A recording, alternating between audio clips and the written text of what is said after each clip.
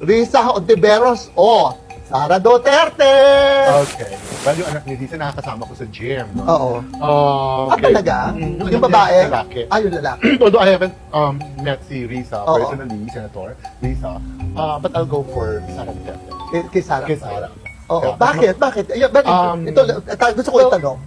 I met naman kasi Marcoses, I'm close to Imelda Marcos. I met Digong sa Malacanang. Nung nakausap ko si Digong kasi, he's very sincere din. Kung paano pinapaliwanag yung ibang tao na andun yung sinceridad niya. Nagulat ako, sabi ko, di ba ito yung pagka nasa media, nagmumura? Sa Malacanang, nung kausap ko siya, talagang he was really there just for as the father of the Filipino people. Yung gano'n siya magsalita. Kaya na-touch ako sa kanya. Yung gano'n. Saka nagdi-dinner pa nga siya. Meron akong event na noon, nagpaalam ako na, Mr. President, pwede ho bang hindi pa kumakain pa kayo magpaalam na ako sa inyo? Meron pa ako next event. Oo naman, pumunta ka na. Kailangan niya, puntahan mo yan. Ganun siya kabait, napaka-down to earth niya. Kaya, So, saka si Sara rin kasi. kaya ginusto mo si Sara because of the Digong. father. Because of the father. Are you telling me that you're going to push her for the presidency this Yes. coming Yes, I think. 2028? Yeah, I think kay Sara. If ever, yes. Yeah, para lang sa father niya. Sara, Although- you have big vote. Nag-iisa ito ha, pero ang galamin nito, ito, alagaan mo na. Risa Ontiveros o Sara Duterte! Okay. Well, yung anak ni Risa, nakakasama ko sa gym. No? Oo. Okay. Talaga?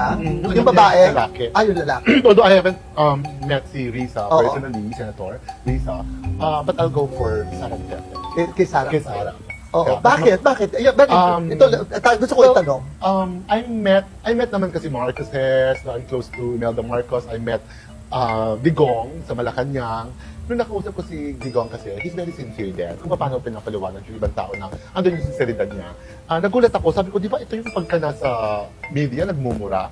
Sa Malacanang, nung kausap ko siya, talagang he was really there just for as the father of the Filipino people. Yung gano'n siya magsalita. Kaya na-touch ako sa kanya. Yung gano'n. Saka nagdi-dinner pa nga siya. Meron akong event na noon, nagpaalam ako na, Mr. President, pwede ho bang hindi pa kumakain pa kayo magpaalam na ako sa inyo?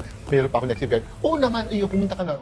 Kailangan niya, puntahan mo yan. Ganun siya kabait, napaka-down to earth niya. Kaya, So, saka si Sara rin kasi. kaya ginusto mo si Sara because of the Digong. father. Because of the father. Are you telling me that you're going to push her for the presidency this Yes. coming Yes, I think. 2028? Yeah, I think kay Sara.